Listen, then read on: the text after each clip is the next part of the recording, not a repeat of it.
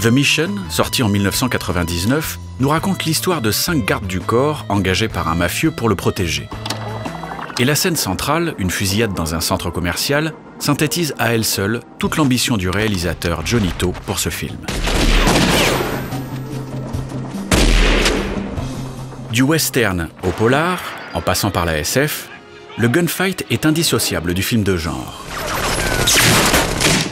Jouant sur les mouvements, sur l'interaction entre personnages, décors et évidemment caméra, la fusillade ramène à l'essence du cinéma. 4 mots dans un scénario peuvent déboucher sur de longues minutes à l'écran. Ces scènes laissent donc un large espace de créativité aux réalisateurs et donnent à voir leur regard, concentrent tout leur savoir-faire.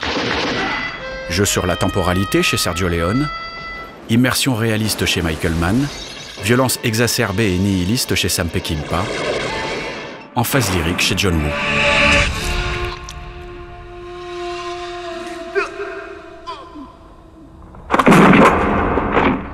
Dans The Mission, les fusillades sont donc au centre du récit, peuvent éclater sans préavis, ou alors, comme dans la scène du centre commercial, être dilatées à l'extrême. Johnny To revendique alors clairement l'influence de Sergio Leone et joue également avec les attentes du spectateur en prenant à revers, dans cette séquence, beaucoup des codes du genre.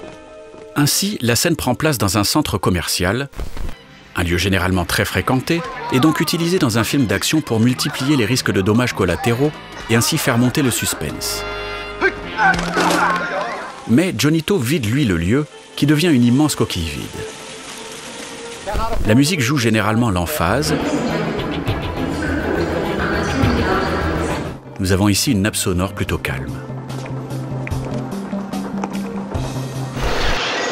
Ailleurs, les personnages sont en mouvement permanent, leur gestuelle est rapide. Ici, ils ne bougent quasiment pas, sauf lorsqu'ils sont entraînés par un escalator. L'approche du réalisateur hongkongais est ainsi très singulière. Et dans The Mission, le premier tiers ne donne pas le coup d'envoi d'un gunfight dantesque. Les héros restent dans l'attente plutôt que dans l'action, les coups de feu sont rares. Si Johnny To use parfois d'une mise en image classique dans ce genre de scène, basée sur l'alternance, cause-effet, il décale vite son regard pour proposer une approche plus personnelle du gunfight. Il nous montre par exemple simplement les coups de feu sans leurs conséquences en contre-champ.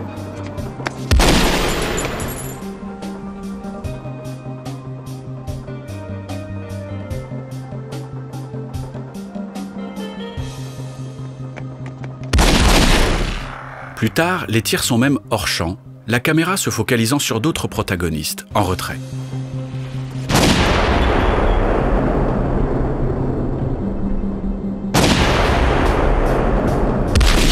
Même en plein milieu de la fusillade, le temps paraît suspendu, et seule la caméra semble pouvoir se déplacer librement dans cet espace pour aller chercher des réactions ou dévoiler les positions des différents belligérants. Si Matrix ou Les Incorruptibles dilataient l'action par la mise en image, grâce au ralenti ou au bullet time, Johnny To le fait lui en réduisant au maximum les déplacements et actions de ses acteurs. Dans sa construction de la scène, le réalisateur joue ainsi avec les codes du genre, prend le contre-pied des attentes du spectateur. Cela pourrait être la marque d'une approche postmoderne, l'œuvre d'un cinéaste formaliste, déconstruisant le motif du gunfight. Mais chez Johnny To, cette épure, ses choix esthétiques sont surtout là pour raconter l'approche stratégique des héros.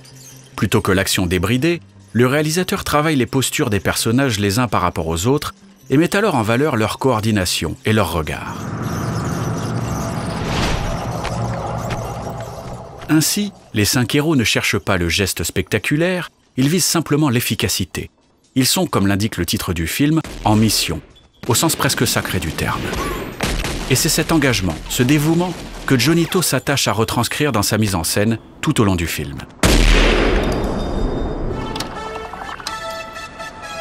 Dans l'ouverture de The Mission, la présentation des personnages dans leur quotidien, Johnny To fait le choix d'une captation sur le vif. Caméra mobile, couleurs, fourmillement humain, nous sommes dans des scènes pleines de vie.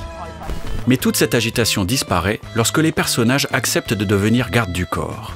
La ville devient grise, semble déserte, les décors se dépouillent à l'extrême, la caméra prend du recul. Plus rien n'existe autour des héros, et le réalisateur installe alors la dynamique de groupe qui va mener le récit. Les plans larges, avec tous les héros à l'écran, insistent sur la notion de collectif. Une chorégraphie se met en place, les mouvements des personnages sont coordonnés, les héros, de vrais professionnels, ne font qu'un. Engagés dans cette mission, ils doivent faire front ensemble et ne peuvent compter que sur eux-mêmes. Plutôt que film d'action lambda, The Mission cherche alors à révéler par sa mise en image le travail très particulier d'un garde du corps, l'investissement total qu'il demande, la pression inhérente à cette profession, partagée entre attente, voire ennui, et explosion ponctuelle de violence.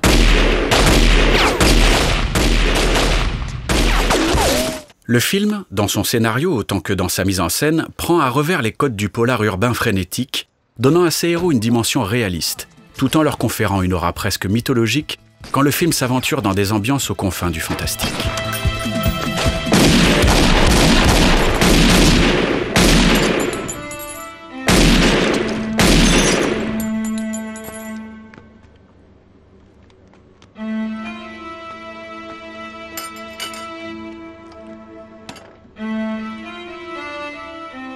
Mêlant onirisme et naturalisme, la vision de Johnnie To rejoint ainsi, in fine, celle d'autres grands cinéastes, Michael Mann ou Jean-Pierre Melville. Los Angeles, Paris ou Hong Kong, ces vastes mégalopoles, ternes, dévitalisées, accueillent pleinement la solitude, les questionnements moraux et le professionnalisme de ces tueurs, véritables samouraïs des temps modernes.